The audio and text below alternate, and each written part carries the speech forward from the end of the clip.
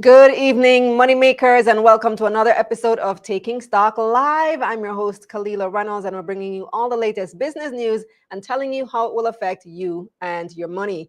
Well, the national budget debates are now open. Finance Minister Fayval Williams, I almost said Dr. Fayval Williams because I'm so used to saying doctor after saying finance minister.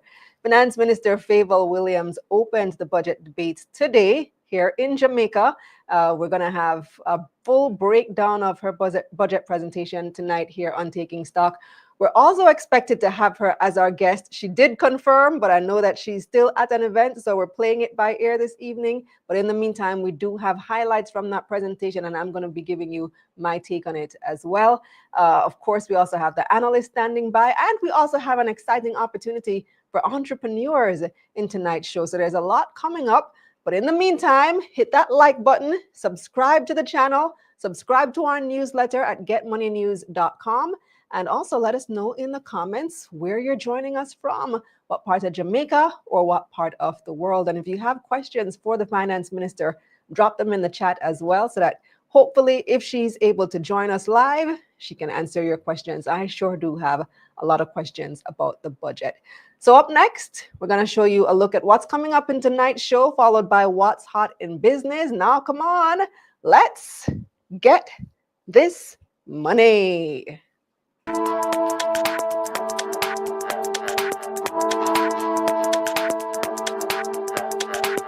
On this episode of Taking Stock, it's Budget Day 2025. Taxes, wages, debt, and government spending. Finance Minister Fayval Williams is our special guest after her maiden budget presentation. And the analysts weigh in on the latest market developments. There's been a lot of activity on the Jamaica stock market recently, but how can investors capitalize on these opportunities? We'll discuss.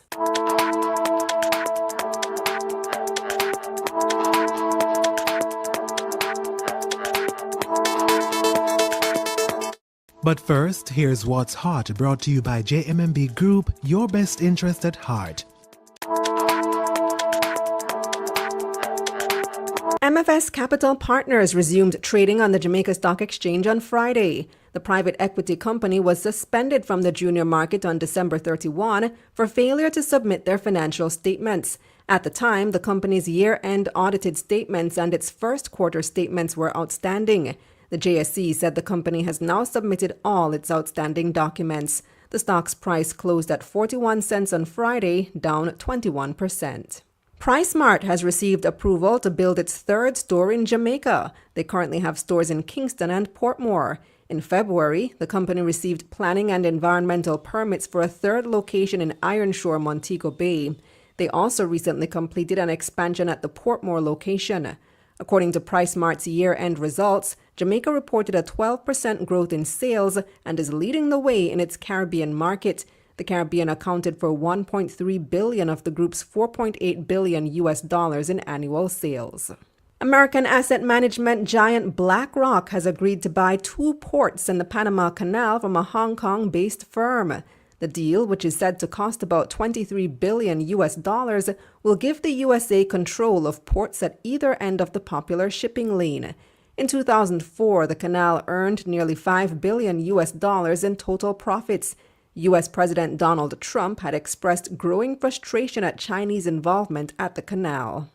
Elon Musk says his social platform X, formerly known as Twitter, was the victim of a massive cyber attack on Monday. The site experienced several outages throughout the day, starting at 6 a.m. According to Musk, the cyber attack was well coordinated and suggested a large group or a country was involved. He later said that the hackers' IP addresses originated near Ukraine. Musk purchased X in 2022. Shortly after, he fired a large number of the company's staff, which led to suggestions that it could suffer from outages. What's Hot was brought to you by JMMB Group, your best interest at heart.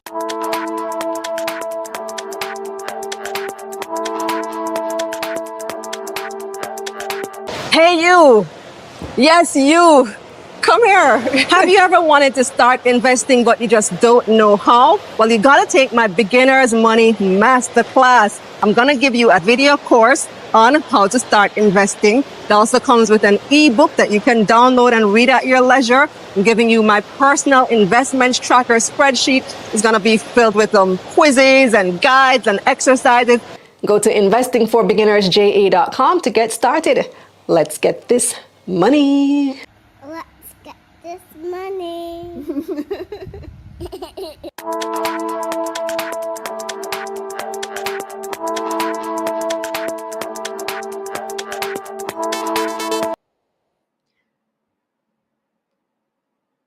Welcome back. Let's see who we have joining us this evening in the house. We got Dwight from Spanish Town. We have Jerome saying night night. We have J.A. Patriot says, never been this early. Big up yourself, J.A. Patriots Portmore in the house. Who else do we have? Dalton Clark over in Cayman. KP is in Portmore. Patrina is in Montego Bay. Marie saying good night. Ian is joining us all the way from Toronto. Kish Kish saying good night. Claver is watching from St. Elizabeth. Matthew says good night as well. Unbothered says, good night, money makers. This should be an interesting watch. Tuning in from Maypen, Clarendon. We also have the diplomat of the era who says today was a magical day. Political party in power is not planning to be voted out. The economy is going to explode. And he's joining straight from ATL from Atlanta. We got Philip in TCI. Garfield saying good night. Marie checking in here in Kingston. And who else we have? Sheldon in Kingston, Roger in Philly, Shakira in Waterhouse, Evan in Spanish Town, Kevin in Alexandria, St. Anne, David is in Hanover, Rebuttal Cast is listening from Portmore. So let us know in the chat where you are joining us from. I love to see the viewers coming in from all over the country and all over the world. So tonight it is all about the budget. Finance Minister Fayval Williams opened up the Budget Debates 2025 this afternoon. It was about a 3-hour speech. I'm glad that she made it through because the voice was sounding kind of hoarse a little bit at the beginning. And I feel like it was a difficult time getting through 3 hours. I know for me, after 3 hours, my voice starts giving out and I lose energy. I don't know how they do those marathon 4-hour, 5-hour speeches in Parliament. And for her first time, I'm just glad that she made it through the entire thing.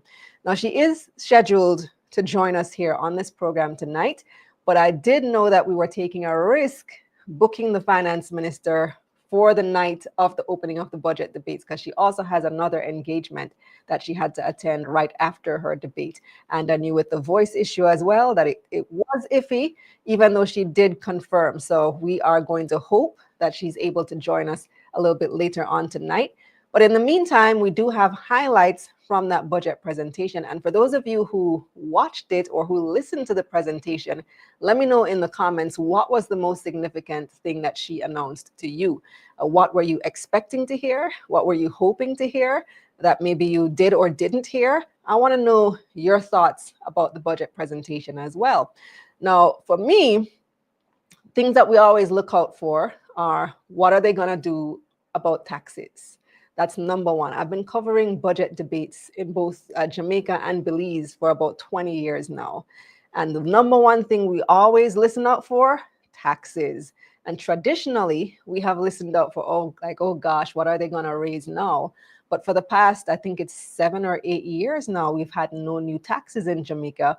And for the past few years, we've actually had tax givebacks. So of course, when we got to that part of the budget where the finance minister was talking about the revenue measures, our ears were cocked to hear what is she going to announce. We've started to get used to tax givebacks. And of course, PAYE, income tax, has been a very hot topic under this JLP administration ever since their 2016 campaign. If you recall, that was one of the things that got them elected, that promise to raise the income tax threshold to $1.5 million. At the time, the income tax threshold was something like $700,000. So they essentially doubled the income tax threshold, which at the time, many people said couldn't be done. To double the income tax threshold was a pretty big deal. And they came in, they did it. I remember covering that entire situation as well and pressuring the then opposition spokesman on finance, Audley Shaw, about how they planned to pay for it. I think it cost something like $10 billion, if I remember correctly. And it was giving people back money in their pockets, or at least that's what the promise was. And so there was a lot of excitement and a lot of focus on this move from indirect taxes, which is something like your PAYE, your income tax, to direct taxes, GCT, which is considered to be a lot easier to collect because everybody has to pay it. When you go to the supermarket, you have to pay your GCT, but it's kind of easy to dodge income tax, especially for people who are employed under contracts. They may not self-report the income that they earn, and so a lot of people actually don't pay income tax. A lot of people dodge income tax. A lot of companies hire people as contractors and don't report income tax, therefore don't collect and don't pay forward income tax.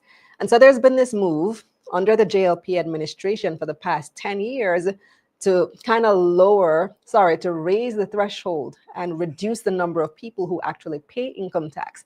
And they started in 2017, raising that income tax threshold to $1.5 million. Last year, they raised it again to $1.7 million, meaning everybody who earns up to 1.7 million Jamaican dollars does not pay income tax. And now, today, we heard Finance Minister Fayval Williams making this announcement. This government will increase the threshold to $2 million.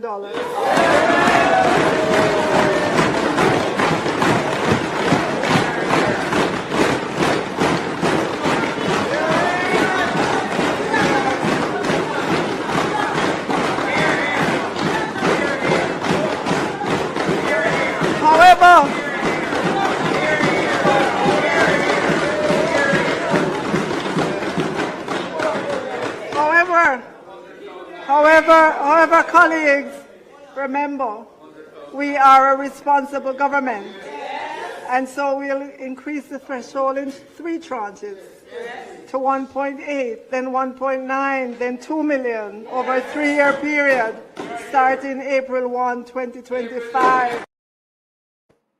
All right, so that was the last of the announcements that she made in her budget presentation. And as they always say, save the best for last. I'm sure that's one that came with a very high level of anticipation. And as a matter of fact, when she said, and we come now to PAYE, I was like, are they finally going to do it? Are they finally going to completely abolish PAYE, which is something that many people have been calling for, because the argument is that only a few people are left on the payroll, on the tax roll for that particular tax for PAYE. The finance minister, however, did note that it's more than we think. She mentioned that there are about 650,000 Jamaicans who are still paying PAYE. I did not hear any specifics as to how many people will be left, what the impact of this will be, how much that is going to cost to remove all of these people from the tax roll for PAYE. I did do some calculations because I was like, okay, how much is this going to save me? If this means I have to pay less taxes, how much less? And it works out to about $25,000 a year less. So you'd be saving $25,000 on your tax bill, which is about $2,000 a month in the first year. So that's the raise from the 1.7 to the 1.8. So it's not a whole heap of money, but it's something. How much patty that can buy? It's a little something, and depending on how much you make it, it may make a bigger difference to some people than to others.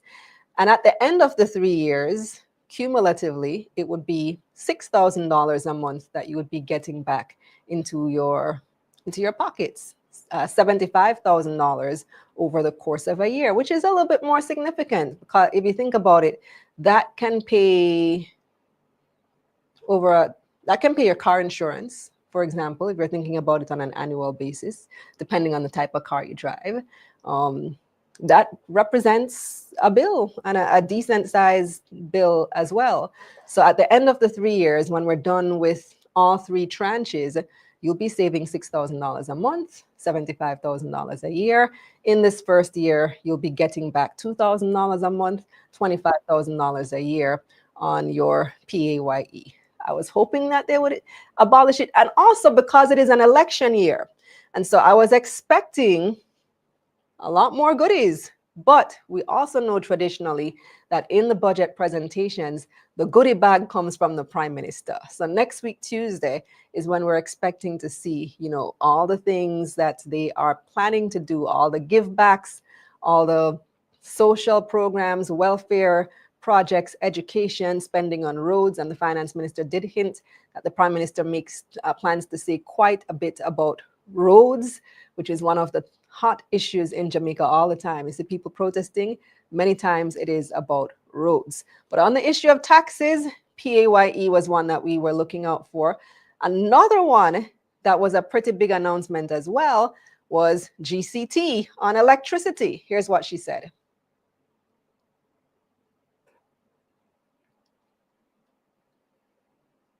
Today, Madam Speaker, we are pleased to announce that the commitment to reduce the GCT rate on electricity to 7% and eliminate the 150 kilowatt threshold for postpaid residential consumers is on track for implementation by the JPS starting on May 1, 2025. So GCT on your electricity bill is going down to 7%. Another move that we applaud, which should make electricity a little bit cheaper for all of us.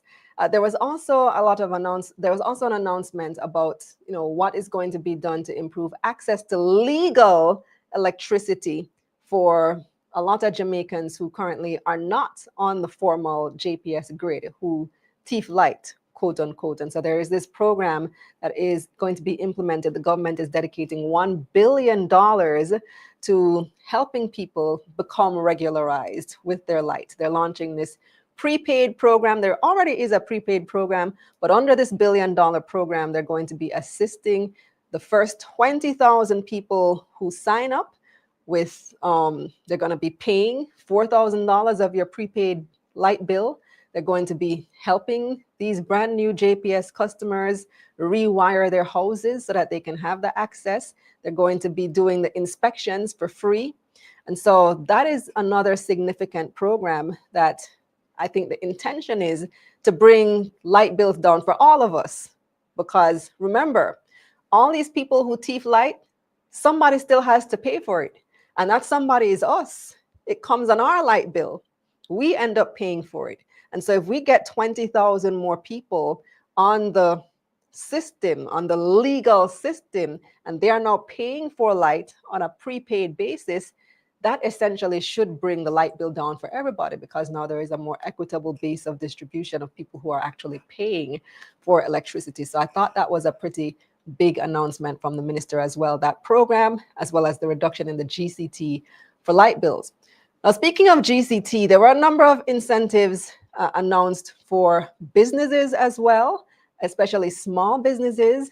And GCT is one of those issues. So for those of you who never run a business before, you might not know how GCT is actually collected. So as it exists right now, once your business earns more than $10 million a year, you have to register for GCT at the tax office. You have to add GCT to your prices. You have to collect that GCT from your customers, and then you have to pay GCT over to the government, to the tax office. And this can be burdensome. One, it increases your prices and it can make you a little bit less competitive, because if you're competing with somebody smaller who doesn't have to charge GCT while you have to charge GCT, it makes your product more expensive. And then you have the burden of having to collect that tax, document that tax, file GCT at TAJ, and then remit that tax over to the government. And so what they have done now, well, here's Fayval, here's Minister Williams making the announcement. Madam Speaker, you may recall that earlier I highlighted the $2 billion that is in the upcoming budget for the DBJ for on-lending for many small businesses. In addition to that, Madam Speaker, we're also raising the GCT exemption for small businesses from $10 million to $15 million. Right. So rather than 10 million being the threshold for you to have to collect GCT for the government, now it is 15 million. So as a small business, if you earn at least $15 million a year, you now have to collect GCT. And that means that several more businesses between that 10 and $15 million bracket are now going to be exempt from having to collect GCT, which I'm sure is a relief for those business owners. Now, what else was there for small businesses? I know there were a couple of other announcements. Let me just check my notes here. So there was the GCT exemptions. There was money being allocated to the DBJ for on lending to small businesses. I believe she said about $2 billion as well. And now looking at some of the things for individuals. For those of you who have student loans, here's an announcement from the minister.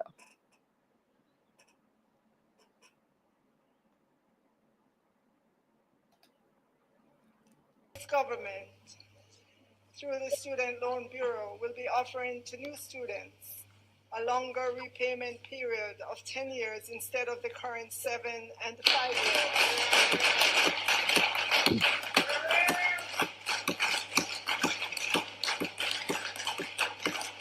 And the rates will remain the same, meaning the rates will not increase because the payment period has increased. We are starting with that one step, Madam Speaker. So the repayment period for student loans is moving from 7 years to 10 years.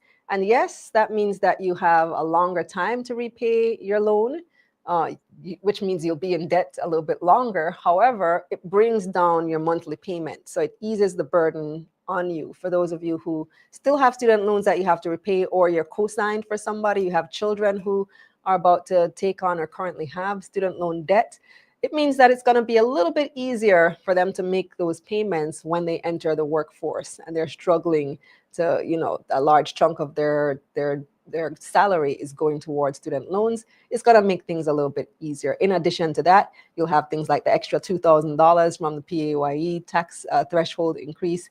That should make things a little bit easier for them as well.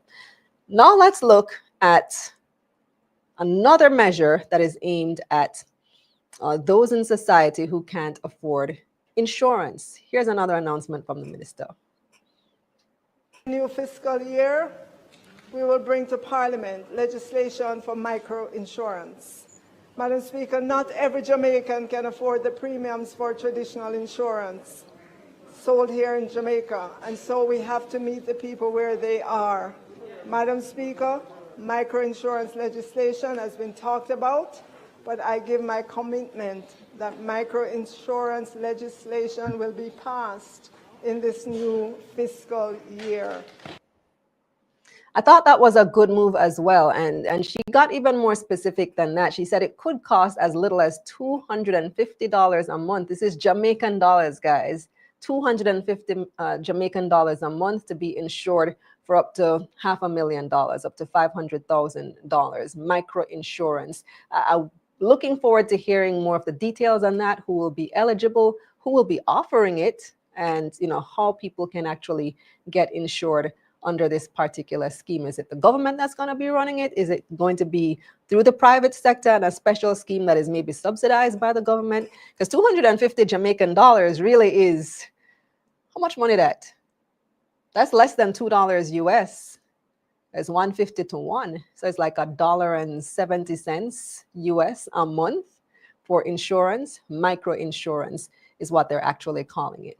Now let's look at some of the measures aimed at our viewers, our people, the money makers, right? Our investors, our business people. There were a couple of announcements that absolutely stood out. One was the establishment of a micro stock exchange.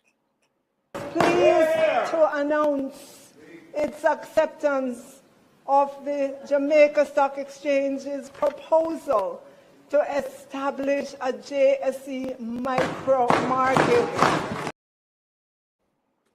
So that's the establishment of a micro stock exchange for the Jamaica Stock Exchange. I was very surprised to hear this one. I was trying to find a clip, but I'm almost sure I remember her predecessor, Dr. Nigel Clark. It might have been a personal conversation. I don't remember if it was public, but I'm almost sure I remember him being opposed to the establishment of a micro stock exchange. And that's something that I wanted to question the minister about if and when she comes on tonight or perhaps next week or whenever we get a chance to speak with the finance minister, this concept of the micro stock exchange. She said that it would be targeted at companies between 10 million and 50 million Jamaican dollars. As we know, the junior market currently targets companies between 50 million up to 500 million, and that is now being expanded to 750 million. And so the micro now, that's companies like in my size.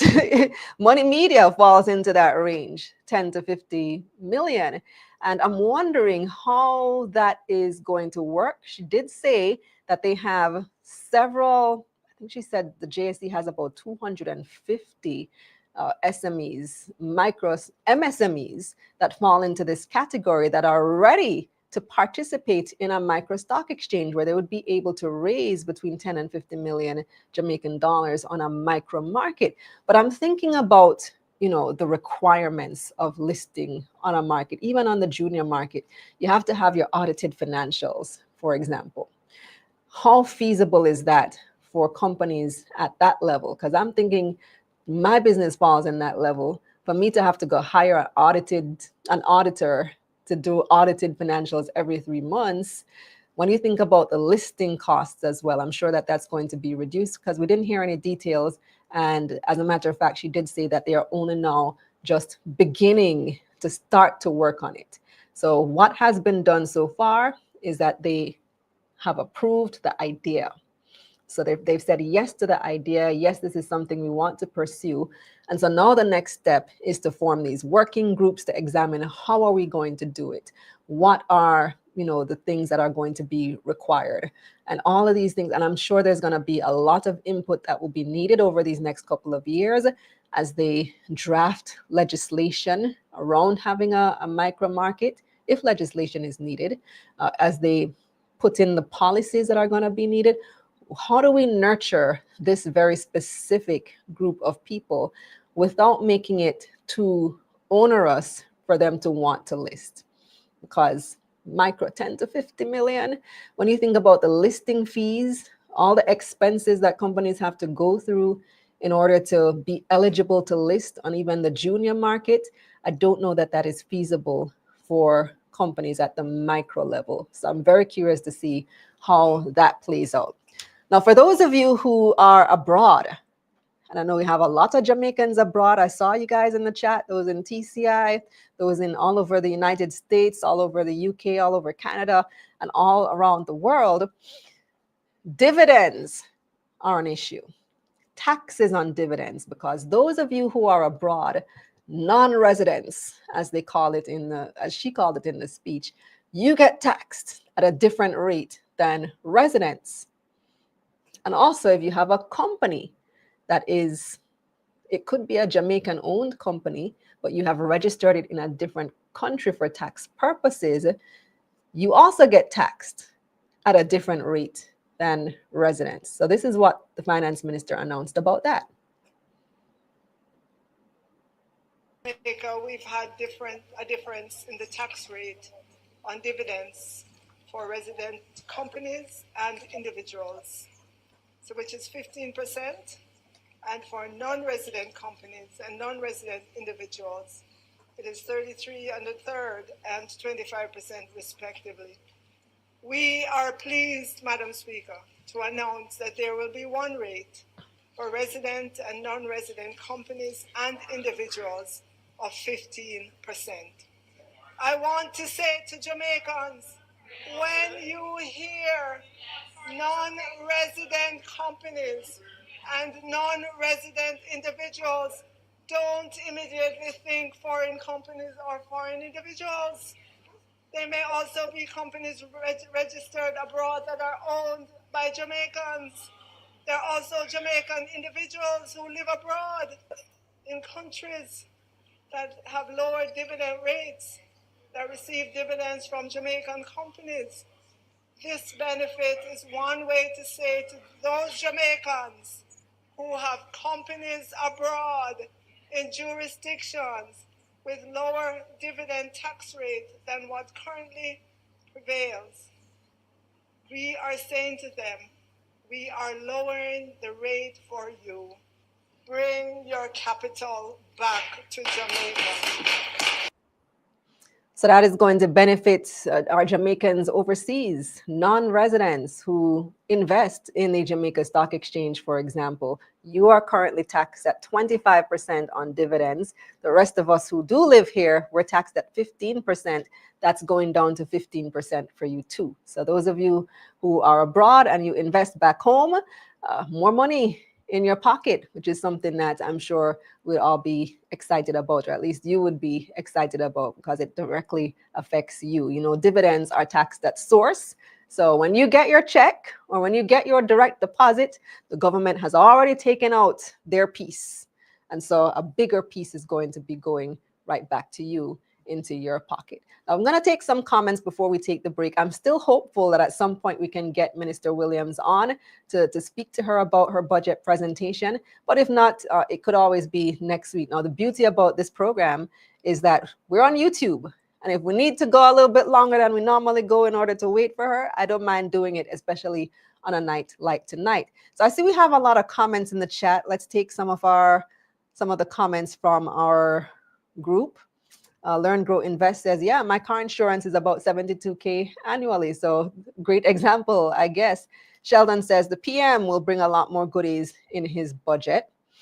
Raquel says, hopefully they will take up the offer. Let's see who else we have. There's a lot of comments here. Lanesra says, after them get the benefits after signing up, what would stop them from going back to stealing electricity? Nothing really to stop them, but the hope is that, you know, this is something that you want to continue with, because you do get more reliable electricity when you are registered to the grid. You're getting it straight from the source. It's not cutting off, it's not shorting, and it's not as risky to you as well. The risk of fires, you know, stealing electricity doesn't come risk-free. It's not, yeah. So hopefully, once they see the benefit of getting it the legal way, it's something that they continue with. Sheldon asked, did she address the broken machines at the hospitals? I don't recall hearing her addressing that specifically. She did say that they had allocated a certain amount for healthcare, of which Cornwall Hospital is getting, I think it was about $5 billion. I can't remember the exact figure. I don't remember her specifically addressing that. Orville says, a lot of people gonna get their bubbles burst. We can revisit when that time comes. What do you mean by that, Orville? Which bubble? Which bubble are these people in? And what is gonna be burst? What are you expecting? Fitara says $1 billion to help persons acquire solar panels. Another good move as well. We do want to see the country as a whole move more towards renewable energy. As a matter of fact, it wasn't long ago that we heard the Prime Minister make a very lofty announcement that we wanted to get to 50% renewable energy by 2030. That is only 5 years away, and I have not seen any significant progress towards that goal. So yeah, I would like to see a lot more done to increasing renewable energy on the island, not just at the individual level for homeowners, but contributing to the grid towards JPS as well. That should bring our electricity cost down. All right, I'm getting a note from my producer that the minister will not join us tonight. So we are going to reschedule, and hopefully she will be on next week. But that's okay, because we still have a lot to talk about. And I'm enjoying taking your comments on it as well. Lavaine says this means that you're going to pay more in interest payments, responding to the comment about SLB. So yes, they will extend the tenure. And yes, that means you're going to pay more in interest over time. But that's the trade-off that you make for having a lower monthly payment. I'm not sure if it's going to be optional. So perhaps it is that you can pay off your loan early.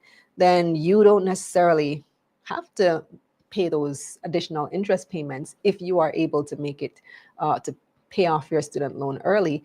But it gives those who are having difficulty making the monthly payment the option to have a lower monthly payment. Christopher says, if you are smart, this longer period to repay is good. You can put more towards the principal. Let's see who else we have. Stronglink says, but you can also set off the GCT you pay for goods and services against the GCT you collect. Yes, that's true. So for those of you who do not run businesses and don't know how it works, when you collect GCT, you also are able to offset that against the GCT that you pay. So if you as a business buy products or services for your company that attract GCT, you can essentially write that off. So based on the GCT that you collected for the government. So you essentially don't pay GCT. You pay it, but you get it back, if you understand what I'm saying. So pros and cons towards raising the GCT threshold from $10 to $15 million for businesses. What else do we have here? I'll take a couple more before we go to our break, and we'll continue with the conversation. We also have the analysts on standby, and we have, like I mentioned, an opportunity for entrepreneurs. So actually, let's go to the break now. Let's do our poll question now. And then during the break, I can read the comments, and then we can take some more comments later. So right now, let's go to our poll question. What was your biggest highlight from Finance Minister Fayval Williams' budget presentation this afternoon? A, PAYE being increased, the PAYE threshold being increased to $2 million over the next 3 years. Excuse me. GCT on electricity being lowered to 7%.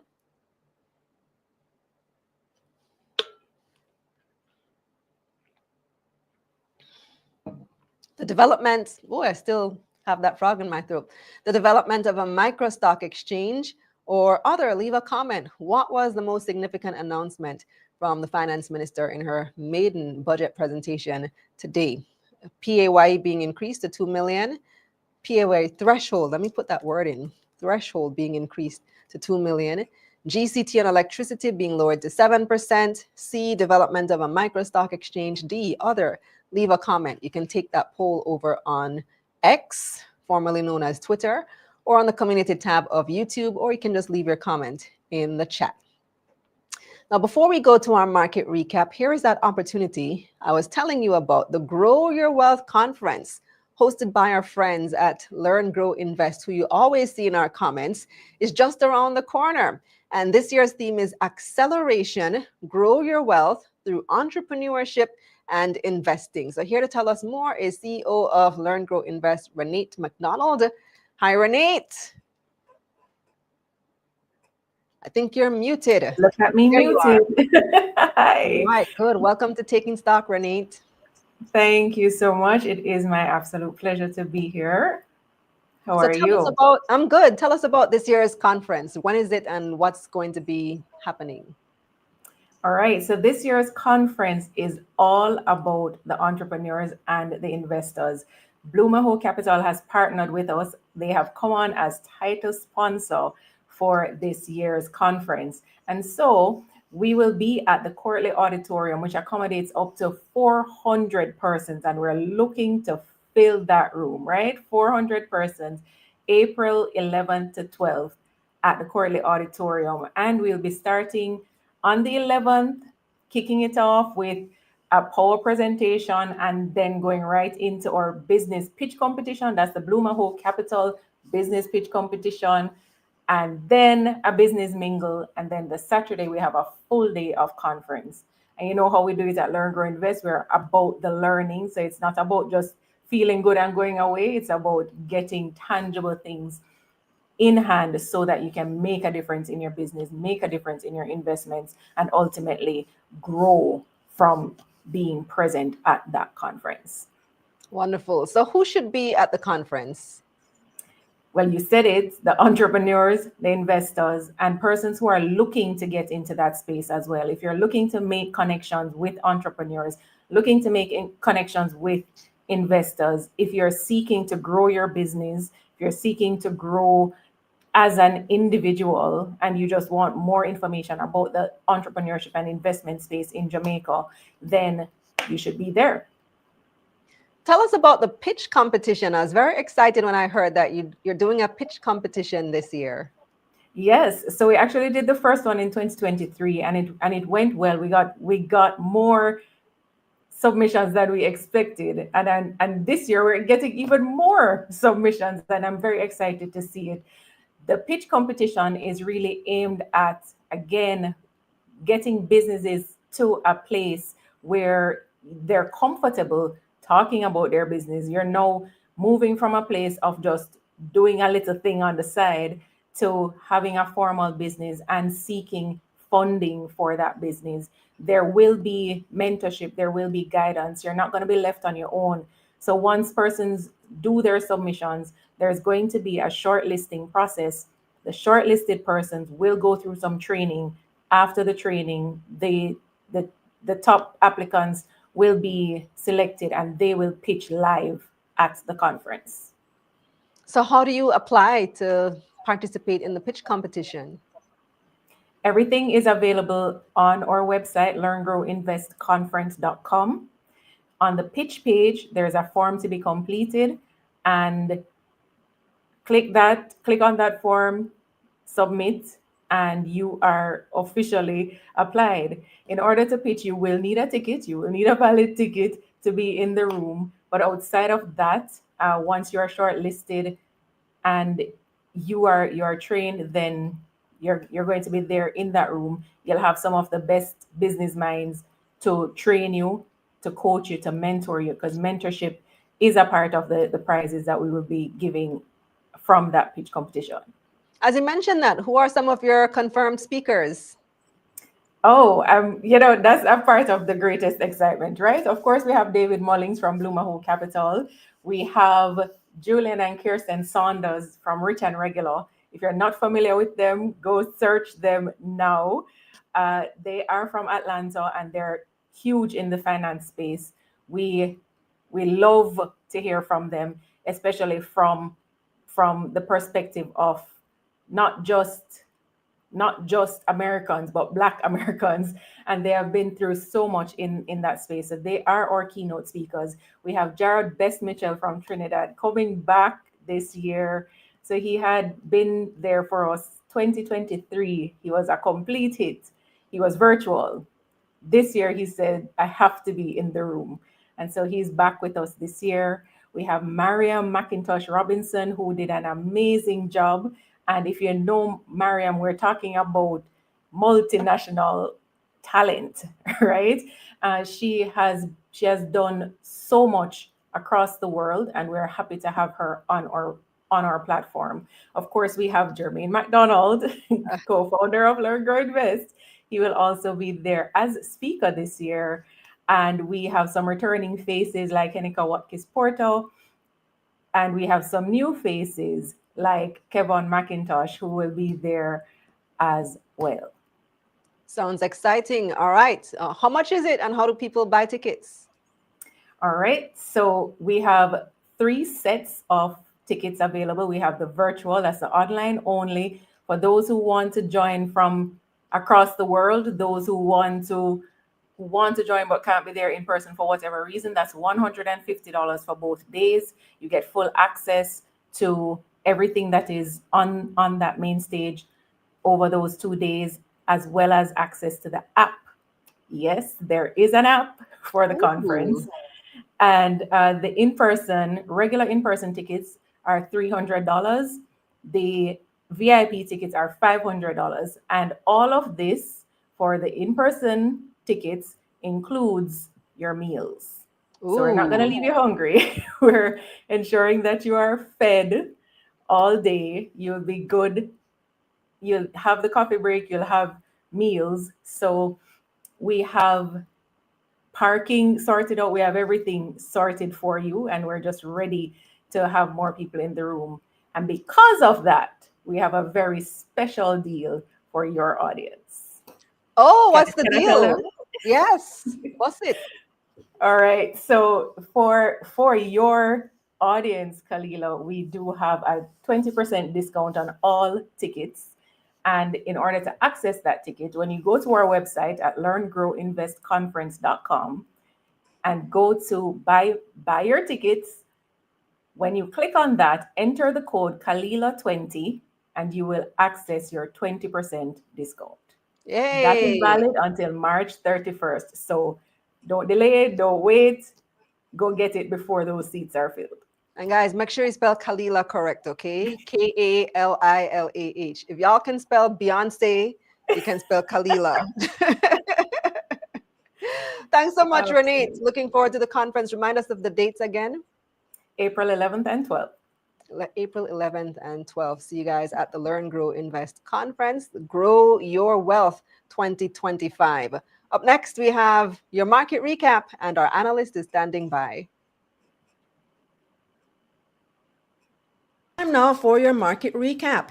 The JSE Combined Index gained 2,900 points, or about 1% last week. 122 stocks traded across the main and junior markets for the week ending Friday, March 7, 2025. 33 made gains, 73 lost value, and 16 stayed the same. 420 million shares changed hands on the Jamaican dollar market, valued at $17.8 billion. Pan Jamaica Group was the week's most traded stock, with 344 million shares changing hands. It started the week at $52.28. TransJam traded the second most shares. The stock gained 4% to open Monday at $3.87. TJH currently has a share offer open at $3.60 per share. And JMMB 9.5% rounded out last week's most traded. It gained about 5% to start the week at $1.35. Now let's see who had the biggest gains of the week. Dolphin Cove was the top gainer, up 34%. The stock's price rallied last week after the company reassured investors that its parent company's bankruptcy will not affect local operations. ISP Finance had the second biggest gain, up 23%, and Pulse rounded out the top stocks, up 21%. On the losing side now, MFS Capital Partners was last week's biggest loser. It fell 21% to open Monday at 41 cents. The stock resumed trading on Friday after being suspended since December. Knutsford Express shares fell 18%, and JFP lost 16% to close out the week at 70 cents. Over on the Trinidad and Tobago Stock Exchange, the composite index was mostly flat last week. Massey was the TTSE's most traded stock. It opened Monday at $3.90 TT. Unilever Caribbean was Trinidad's top gainer, up 3.5% to start the week at $11.19 TT. And on the losing side, Trinidad and Tobago NGL shares fell 7% to open Monday at $4.25 TT.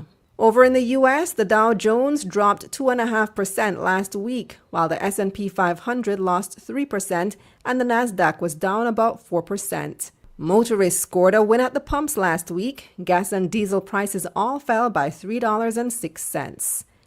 In foreign exchange, it took an average $157.85 Jamaican to purchase $1 US last Friday. That's 52 cents more than the week before. $1 Canadian cost on average $110.29 Jamaican. $1 British pound cost $202.16 Jamaican, and you could buy €1 for $173.60 Jamaican on average. Bitcoin prices fell 11% over the past 5 days, trading at $80,303 on Monday.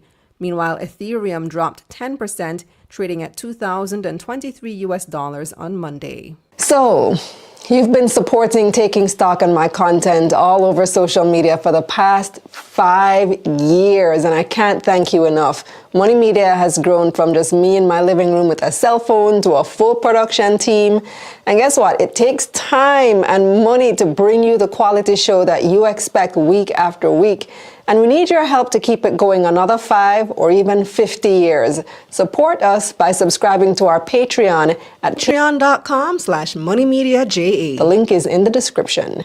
This segment of Taking Stock, The Analyst, is brought to you by JMMB Group, your best interest at heart.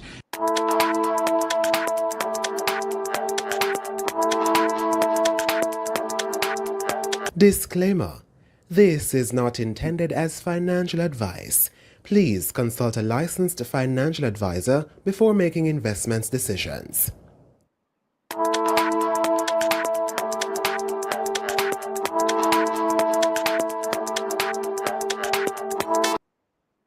Before we introduce tonight's analyst, let's take some more of your comments on the budget. Rashane says, the threshold increase was unexpected for me. The pay for performance for the public sector, I need more information on that with being necessary with wage demands and concerns. Sheldon says, it's an election year, so no new taxes. Well, then how do you explain the past 7 years of no new taxes? Not all of those years were election years, Sheldon. So, but yeah, we're expecting it as well. Another year with no new taxes, which is commendable. Happy for that, because I remember the days, every election, every budget, there's new taxes. Sean says, I was hoping for another refund. Who knows what the PM is going to come with next week? So don't lose hope. There may still be more give backs and more goodies. Sheldon says, no new taxes are a big deal, and also the raising of the threshold.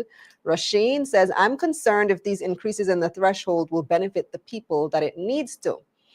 Raquel says, I can't wait for her first interview on taking stock. Me either. We've been trying to get the new minister for some time now, and she finally confirmed for this evening, but I did understand that. I knew there was a risk that she may not be able to make it. So hopefully next week we will have her on. Shells wants to know what would be covered under this micro insurance. Good question, Shells, because it's $500,000 worth of coverage.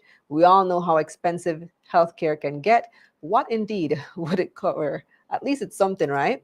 Leon says, them said them have over 250 businesses that can be part of that micro exchange. Yes, according to Marlene Malahoo Fort, about 250 businesses are ready and raring to go under this micro stock exchange. They meet the requirements. They are well run, well governed. They have a board, that kind of thing.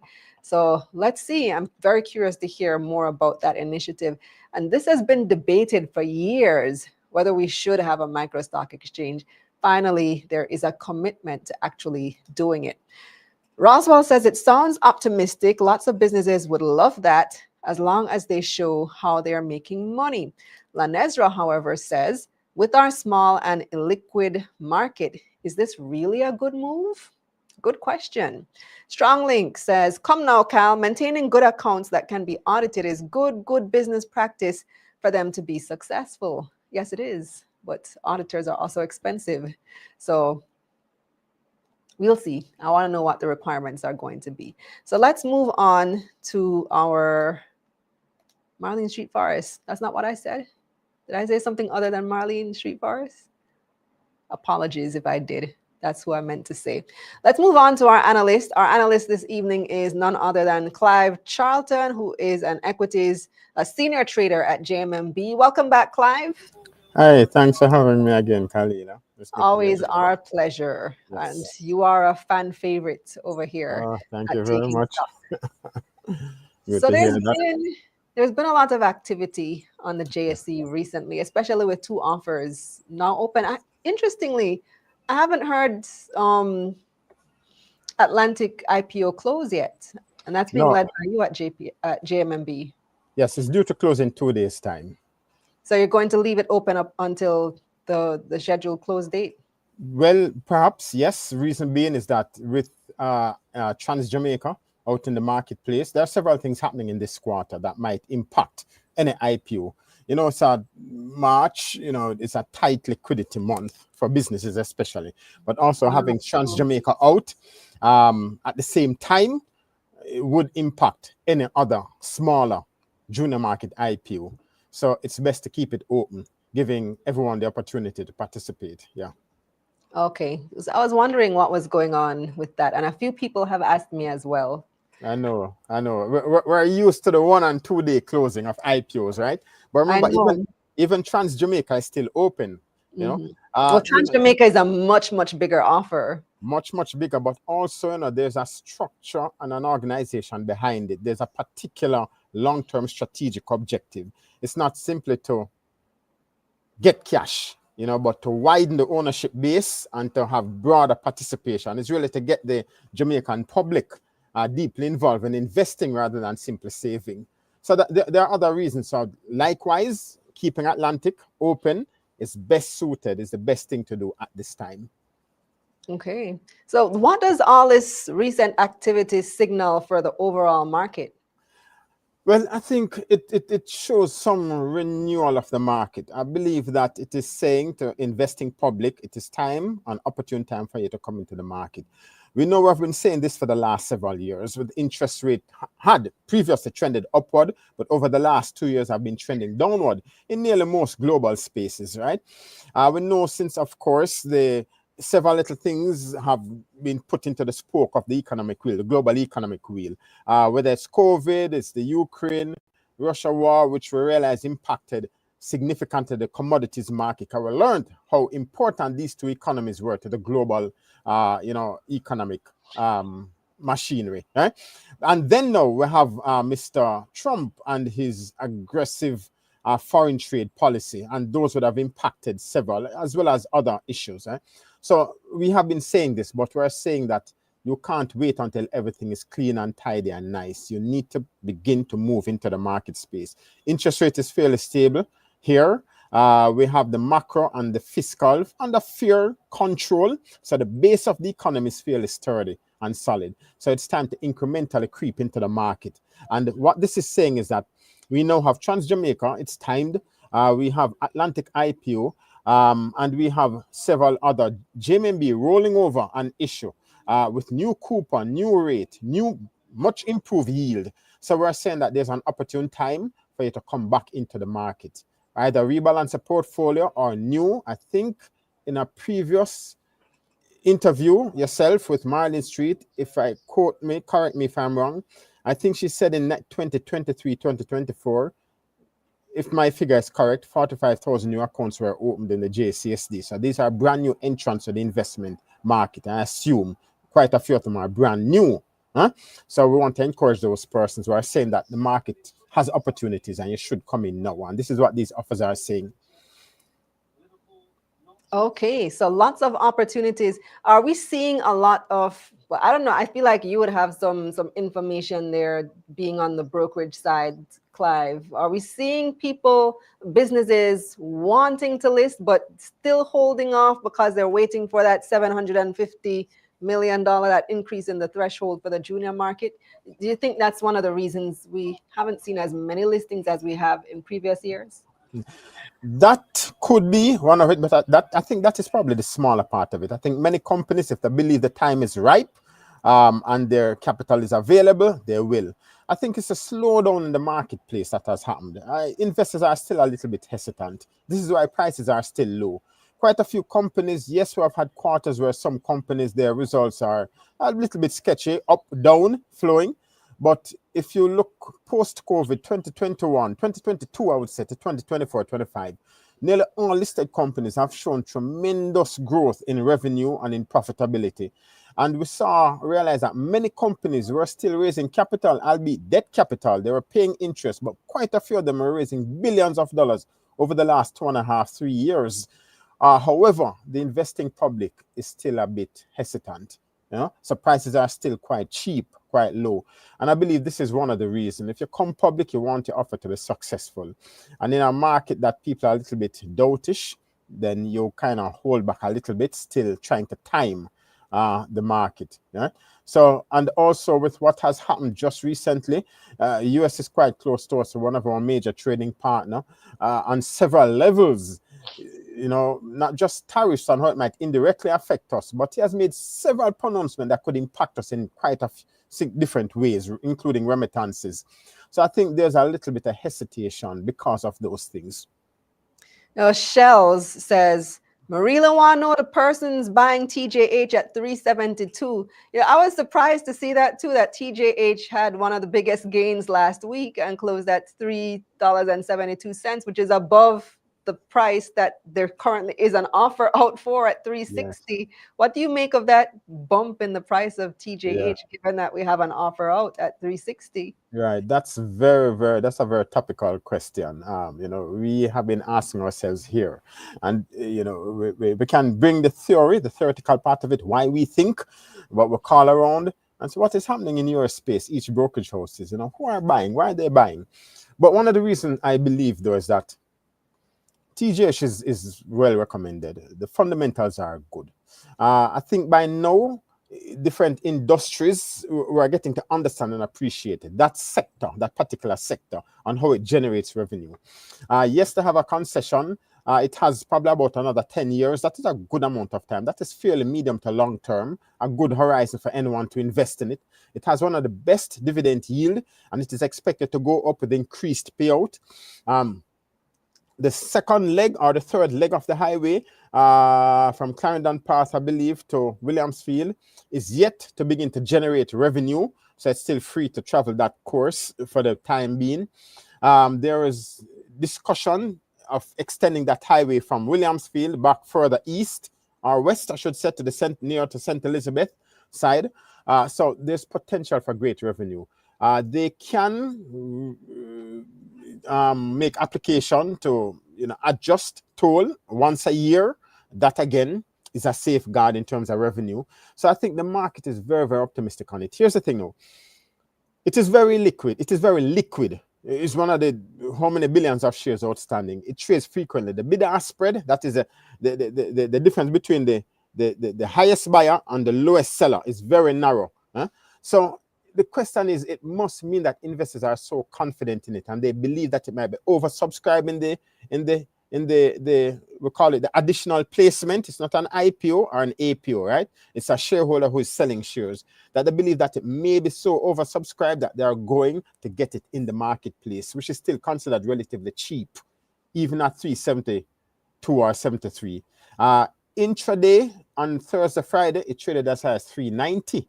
Wow. And it is being offered, and it is being offered in the additional placement at $3.60. Yeah. So it means that the market is so optimistic on this security that I believe that they're grabbing up what they can grab up now before perhaps a year or two or so, when they believe that revenue might be driven somewhat. I think they are just trying to cover their grounds, so to speak. Okay, where is that comment? I just saw a comment that I wanted to take and then I lost it. Oh, here it is. All right, Roswell says, IPOs these years have been just using money to clear debt and no value on my hard-earned money. Not the same as 2019. Okay. What do you make of that statement, Clive? That's a good point raised. However, debt is expensive, especially persons who have raised debt in the last 2 or 3 years with a high interest rate environment. As interest rate trend downward, you can do two things. You can borrow to pay off the old debt, borrow at a lower rate to pay off the expensive debt. That looks good on your P&L, your profit and loss, so your profit looks good. And then the retained earnings or your potential dividend payment is even greater because you have more profit. It looks better on the balance sheet. Right? So the value of the asset goes up. So paying off debt is important. And I'm sure they have done the analysis and they have said that the greatest short-term value, meaning perhaps over the next 5 years or so, is paying off our debt by releasing funds in our profit and loss statement. Then now we can drive business activity. Maybe a newer company that sees an immediate opportunity will want that capital to buy plant, equipment, machinery, employ people immediately. But a company that is established, that has its market, but sees an opportunity there, that or has a debt burden carrying, it makes sense to clear that debt. And many times it's the burdensome of debt, especially now, because quite a few persons, quite a few businesses would have borrowed whether short or long-term debt at high interest rate over the last year and a half or so. And interest rate is trending downward and looks to trend downward further. So you would really want to clear off some of that debt to free up the space in the profit and loss statement to drive your profit. And of course, that translates down into the balance sheet in the assets. So the balance sheet has greater value. And that really many times is what is used to value the security itself.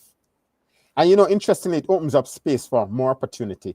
You can strike business deals when you have a healthy P&L and a healthy balance sheet by freeing up debt. Sometimes you can strike deals. Sometimes a company may say, you go to a company and say, I can sell a product, I can market a product, I can be a merchandiser for you. But they look at the financial statements and say, they don't want to take the risk because in the next 2 or 3 years, you might be in some difficulty and then you affect my brand. So other companies, not just to drive your value, but when you want to strike deals, strategic long-term deals, especially with overseas company that look on us as like a third world country, you want to make sure that the financial statement is in the best possible position. So sometimes clearing debt is part of, putting your financial statements in the best possible position. Yeah, I agree. I totally understand. I think clearing off debt is a very reasonable use of IPO funds. Yes, It and can make remember a not difference. that is healthy, you know, but it must be manageable, right? So in this case, I believe that they say, you know what, we can reduce our debt burden somewhat. You know, we can restructure our capital base somewhat. Especially if it is that you had planned to do an IPO, the IPO got delayed, and you had this opportunity, and since you couldn't do the IPO yet, you take on the debt and then pay it off later with the IPO when it Exactly. finally does Yes. materialize. And that Exactly. happens. Before I let you go, Clive, I want to hear your comments on the budget. I don't know how much, if you were following the debate earlier No. live, or if you saw our recap at least, highlights for you. Well, I saw your recap just a while ago, right? It's interesting. I can't speak with depth. I think our economists here, resident economists, can speak on it soon. I'm sure you'll invite him. But I heard the parts and comments from your end, and I can say certainly raising the tax threshold should be impactful on quite a number of our workers, employees, you know, because I can tell you that maybe our economists can give you the figures that quite a number of them would fall within that threshold and they may benefit from it. So I think that is significantly important. The tax on dividend also, I think that is important because we want more participation in our local market, and sometimes with our dollar devaluing, the next best return on an investment on the stock market is your dividend yield. Right? So you would really want to reduce the tax burden on that in order to improve the overall yield. So that also, I think, is commendable and should benefit the market. What do you make of this micro stock exchange? That is quite interesting. You know, interestingly, companies come public, but there are creative ways of pulling additional resources into the market. And I think this is one. How will it be structured?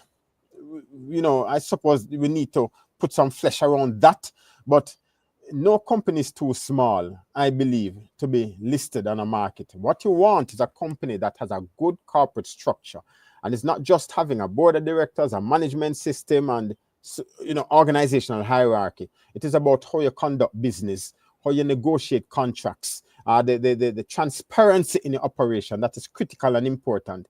And if you have the size and there's potential, why not be listed? You might have a much smaller investor base. You might have qualified investor base. Maybe there might be some rules around that because you don't want to jeopardize the market, right? The market, as well as it operates on fundamentals, confidence is important. So you don't want to jeopardize that. So no company, I've often said to persons, you know, sometimes people look at some small economies and say, oh, that's too small, can't do anything. I said, look here, if that business is sustaining someone's household, that person lives, has a mortgage, sends their children to school, drives a car, etc. Why not? It generates revenue for a group of people. So it can be listed. Why not?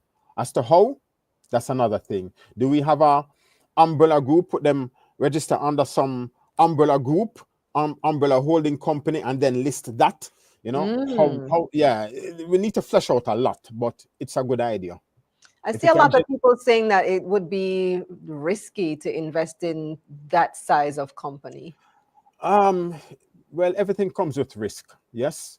It is true that the larger a company is, the less risky it might seem, but every business has a potential to grow. And I can tell you, JMB itself, where did it start? You have heard the story of JMB with 4 or 5 employees, you know, downtown. That's where it started. It's now this multinational organization. So it starts somewhere. But how it is structured is critically important. And there must be some rules. I'm sure the JC will flesh out some rules, concerning governance of the company to ensure that it doesn't prejudice the market and the investing public, especially minority shareholders. So once those are in place, I believe it can work. Yes. Okay. Well, we definitely look forward to hearing more about that. Thanks so much, Clive. Okay. Thanks for having me again. Always appreciate your input. We'll take our final break and come back with your comments.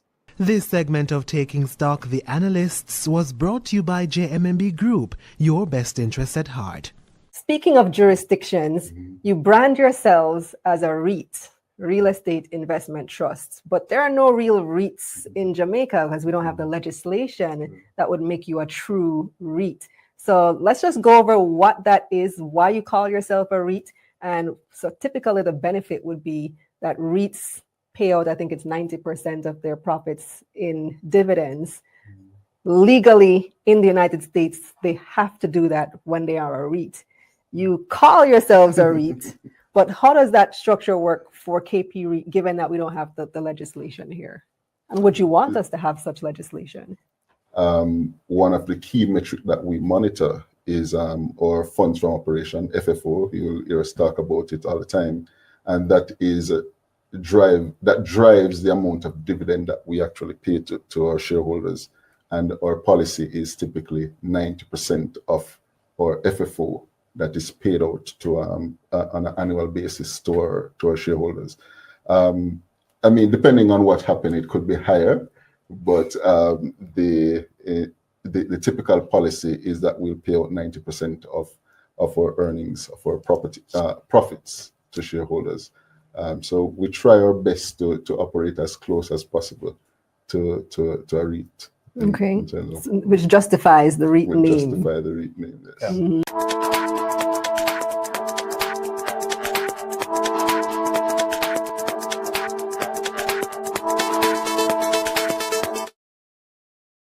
So that was a clip from our interview with KP REITs that was live on the channel last night. So you can check out that interview. And to answer the question, they did say, yes, they want REIT legislation in Jamaica. And part of the reason for that is tax benefits. So check out that interview with KP REIT right here on Money Media's YouTube platform. You can watch it right after this show because we're about to wrap up in a minute. Let's take some of your final comments before we leave. So Tavon says, penny stock market, referring to the micro stock exchange. Roswell says, stock exchange will have to make the listing fee a small input to get on board the micro market. We have Ithamar saying $150 off my light bill, Jaja, referring to the reduction in GCT on electricity. Tavares says, paying these people light bills for years and now we still have to pay 6 more months for them. Well, 6 months better than 6 years, huh, Tavares? 6 months better than 60 years. So if there is a transition period that makes it easier, then I say go for it. Philip says, please find out when the 750 million threshold for junior market companies comes in effect and if it will apply to existing listed companies. So yeah, when we have the minister on, that's definitely one of the questions that I'm going to be asking her. Leon says, I agree with the new $1 billion package. It incentivizes persons to go legal and also allows JPS to track persons better who are stealing electricity and to manage the load. Tiffany wants to know if there's any increase for public sector workers. That was not announced, but they just got an increase. Was it last year, year before? That was not announced today. Greg says, C, this is in response to our poll question asking what was the most significant announcement from the finance minister in her budget presentation. C was the development of a micro stock exchange. Stronglink said A, which was the PAYE threshold being raised to $2 million over 3 years. Devon said all of the above. So A was the PAYE threshold, B was GCT on electricity being lowered to 7%, C was the development of a micro stock exchange. Levine says, I need a little spirit in the water because the water weak. So I took a sip of the water and still had a scratchy throat. Kish says C, 7% on electricity was the most significant announcement. Neville says GCT reduction on dividends for overseas investors. That was the most significant to him. Learn Grow Investors is advising you to use your TJH dividends to buy tickets for their conference. Not a bad idea, if I may say so myself. I said Marlene Malahu Ford.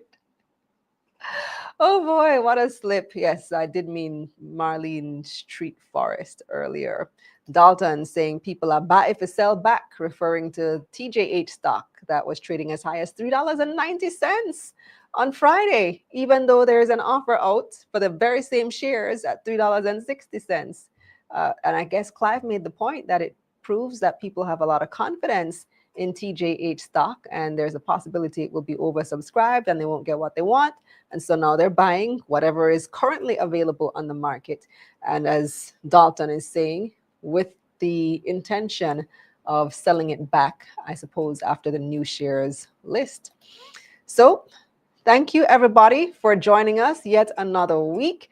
It was a great show. We didn't have our guest that we had hoped to have, but I knew that that's how these things go sometimes. That's why we had our plan B, we had our clips lined up, and we had a pretty solid discussion on the budget. Thanks to Clive, who came through as well with his analysis of what's going on the market right now. And to Learn, Grow, Invest, check out their conference. Go to their website. What was the site again? Is it LearnGrowInvestConference.com. Use the code Kalila20 and you get a 20% discount on your tickets for that conference. It comes up April 11 to 13. Remember, like the video, subscribe to the channel, share with a friend, because investing is the new sexy. So we're making it cool to talk money. No longer taboo. We talk money on this show. I want you to start talking money with your friends as well. Having these conversations about finance is how we grow, how we elevate ourselves, and how we build wealth as a community. I'll see you again next week. Until then, let's get this money.